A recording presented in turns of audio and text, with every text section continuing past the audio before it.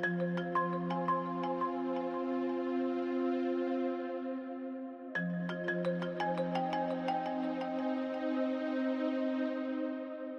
to the USDA NIFA Food Virology Collaborative, or as we like to call ourselves, NoroCORE. My name is Leanne Jacobs, and I am a professor in the Department of Food, Bioprocessing, and Nutrition Sciences at North Carolina State University. I am also the scientific director of NoroCORE. My area of expertise is food microbiology, more specifically food virology. You might ask, what is food virology? Well, let me provide you an introduction. As you may or may not know, the contamination of foods with dangerous microbiological agents is a significant cause of disease. In the U.S. alone, the CDC estimates that 31 major pathogens are responsible for 9.4 million cases of foodborne disease annually. You may have heard of some of these bacterial pathogens, for instance, E. coli 0157 in spinach or Listeria monocytogenes in cantaloupes. But did you know that the vast majority of foodborne illnesses are not caused by bacteria, but rather by viruses? The viruses most often associated with foodborne disease are the human noroviruses. You probably are familiar with the illness they cause, acute vomiting and diarrhea that lasts for a day or two.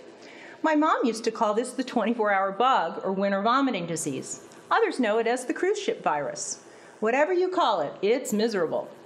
And while the chances that you will be hospitalized or die from this illness are relatively low, the fact that noroviruses cause about 5.5 million foodborne illnesses annually adds up to lots of hospitalizations and deaths.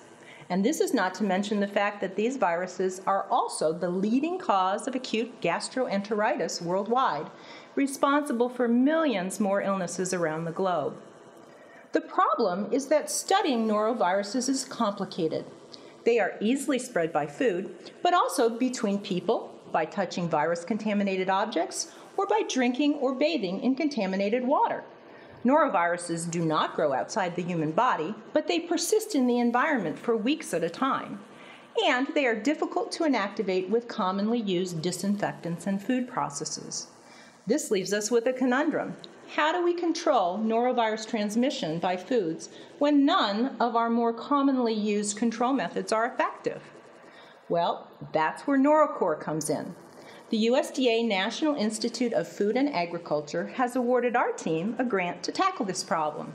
Ultimately, our goal is to reduce the burden of foodborne disease caused by viruses.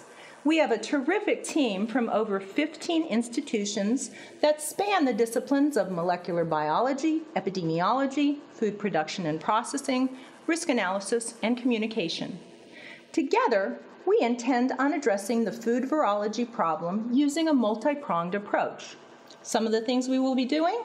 Well, develop better methods to detect norovirus disease in humans and to find the virus in contaminated foods. Increase our understanding of how these viruses are transmitted along the food chain.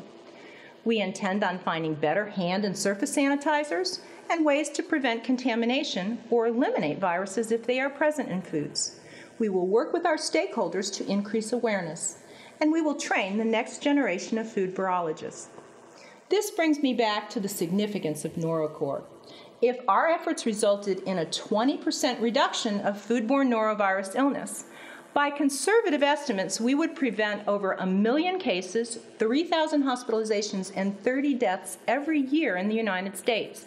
And because millions more foodborne diseases are caused by unknown agents, some of which are undoubtedly viruses, this number would be much higher. Not to mention the potential global impact that would be realized by better understanding and control of foodborne viruses. Of course, our goal is much more than a 20% reduction in disease. So thanks for spending time with us.